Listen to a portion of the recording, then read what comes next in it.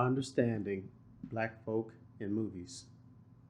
Charles Woods, the professor, film historian from Reelblack.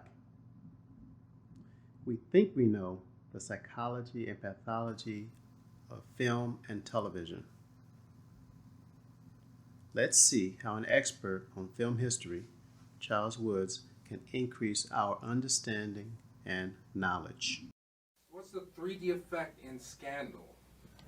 You take Scandal, and you have Power and Empire, but to answer your question, Scandal, it's a white man who can't marry a black woman because he's already married. There's the moral flaw right there. That's the devastation. And in many ways, it's the denigration also, because the devastation is they can't have the relationship they want because they're both madly in love with each other. And the denigration is she's involved with someone who's cheating on his wife. And, here's the President of the United States. He's not being very honorable. So there's two of the D's right there, denigration and devastation. Black and white sex. Black and white sex. Isn't that popular today, right? It's all over the place. I remember you had the production code started in 1930, and they codified do's and don'ts. 1934,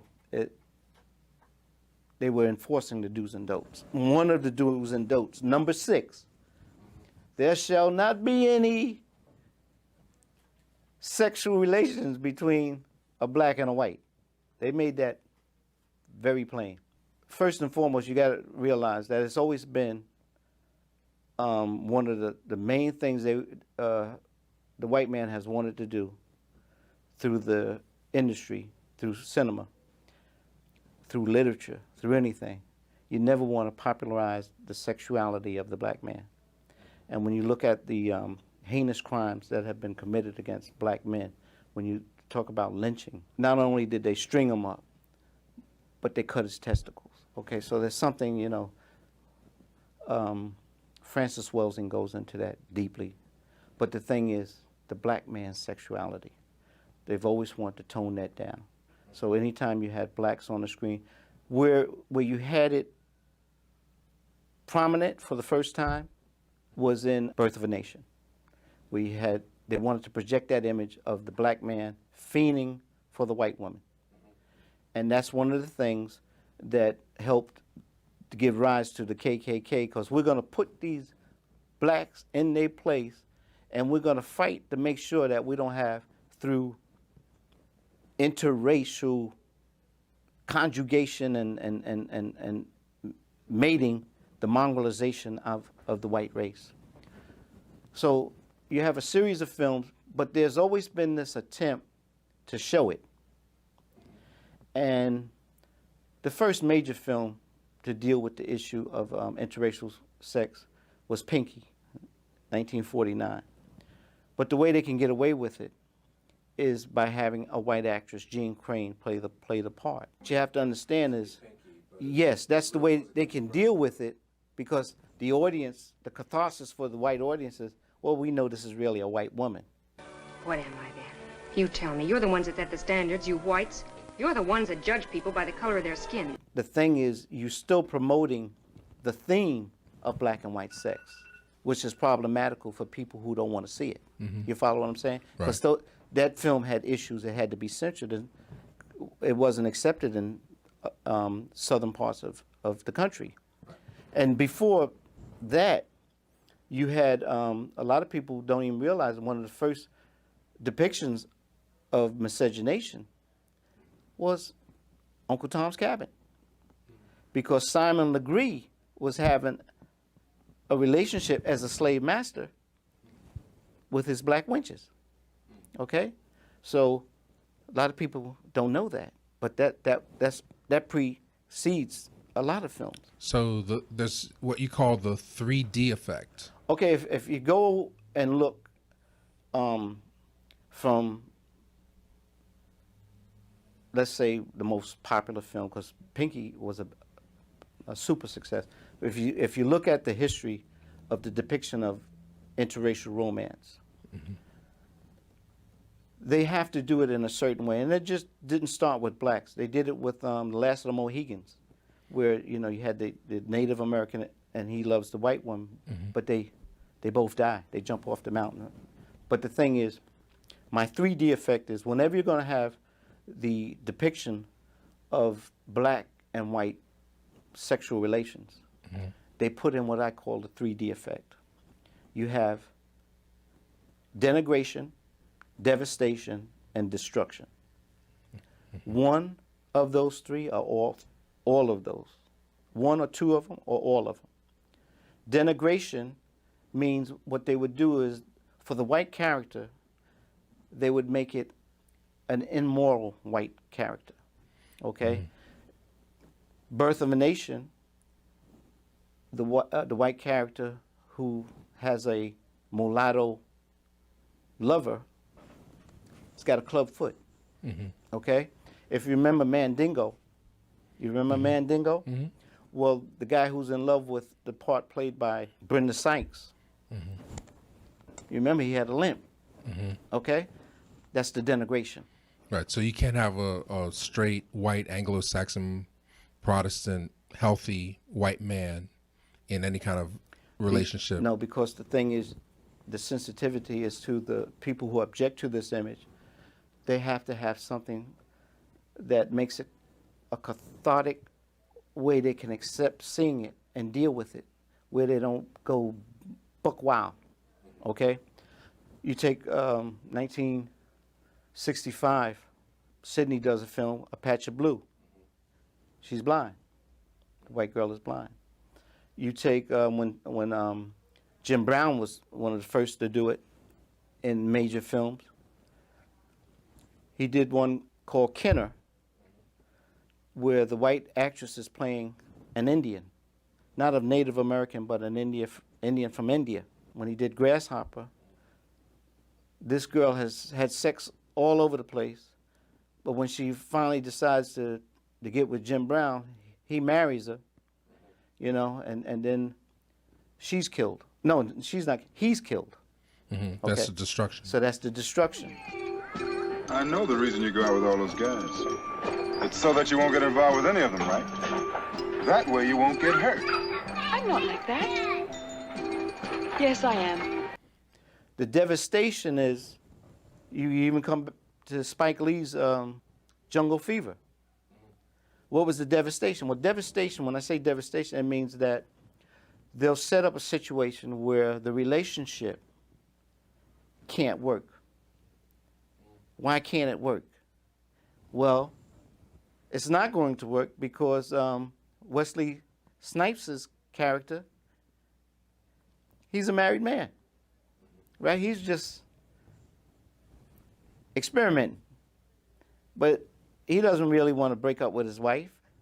So this ain't something he wants to really get into. He just gets into it. That's the devastation, right? Then the other thing is he can't even go on a date, even Sylvia's in Harlem, without catching hell, right? That's devastation. Devastation is they'll have the relationship. You take 1964, One Potato, Two Potato. Brilliant movie, wonderful movie, realistic movie, based in reality. You take Bernie Hamilton, who played the part. He's a light-skinned black. That's also important. He's a light-skinned black, and he's not appearing with a white woman who's actually what you call a hot actress. But the thing is, he marries her. What's the devastation? Here's the other thing they show. He didn't marry a virgin. She was divorced. Her white husband comes up and doesn't want their daughter to grow up in a black family. And now he wants his daughter back. That's the devastation, the pain she has to go through just being married to a black man, and the racism. Petition of the plaintiff is awarded. Permanent custody of the child is awarded to the child's father, Joseph Cullen. Visitation rights to be arranged between parents.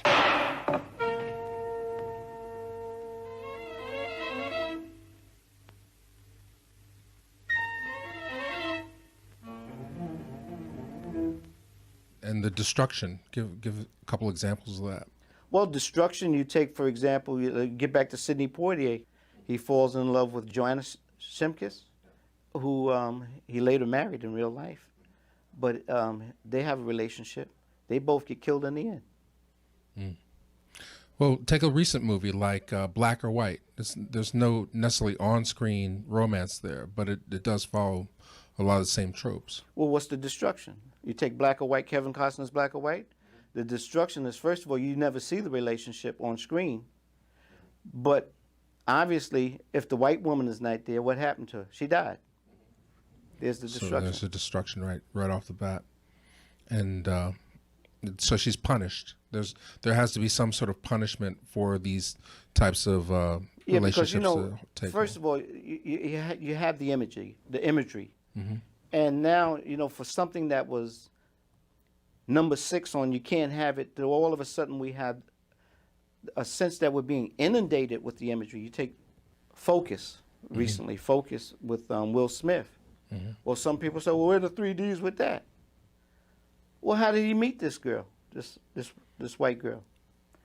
So what's she doing to make, and she's ripping people off because she's got a white guy coming, they run that old game, oh, you with my old lady and all this, and you don't have to pay off. So she's a con artist. There's the moral flaw, okay? So I say all this to say this. We get images, but people have to be very mindful and very aware that what we get, there's been a filter. There's a politicking. There's a propagandistic role it serves. And we're not just getting anything that's up there that they haven't looked at and fine-tuned it. There's been a filter. There's a politicking. There's a propagandistic role it serves. And we're not just getting anything that's up there that they haven't looked at and fine-tuned it so that the wrong message doesn't come across, where they're really endorsing something that they don't want to endorse. See? So, like, I'm saying, what are the socio-political consequences of these images when we see empire and power? Why is the black woman being kicked to the curb and the black man who was helped to get on top with the black woman, he's fiending, if they don't give him a white woman, they give him a Latina type. It's biracial. What's that all about? Are we really saying, oh, Hollywood's reached the point where they're saying this no longer matters? No. They're throwing it out there because it's something they want to say is popular. But in throwing it out there, it's causing debates, it's causing division, and it's also promulgating what they've always wanted to promote. White over black. You see, if I reject a black sister, a dark sister, for a white woman, that's white over black, okay? And as I said before, when we look at the test, the doll test, and the results are the same. When we look at skin bleaching, that's popular in Africa, and people, Serena Williams is like 3, 4, 5 shades lighter than she was when she first came on the scene, when they had those Pickaninny hairdos and stuff like that. When Sammy Sosa looks like Michael Jackson, where's all this coming from? Because nothing's changed. That projection of white over black is still there.